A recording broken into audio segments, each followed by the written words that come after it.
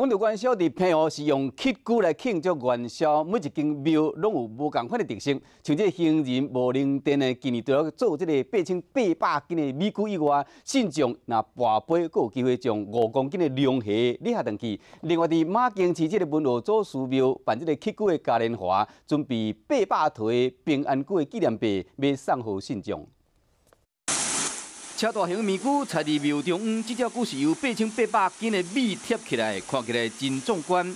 一年一摆平湖元宵乞龟的活动，今年行人无灵殿，除了做这只龟，现场更有活海产，要有信众掠登去。第一名有只5公斤的福顺大龙虾，第二名有只3公斤的，第三名有只2公斤的。都总共这个元宵大家。 跋上一杯，就这个机会将龙虾炸登去，唔但保平安，佫会使食甲真满足。另外一边的文和祖师庙嘛真闹热。除了依照鼓励祭拜，这个活动嘛找艺人沈文婷来做代言人。这摆祖师庙嘛准备800套平安龟纪念币要送予大家。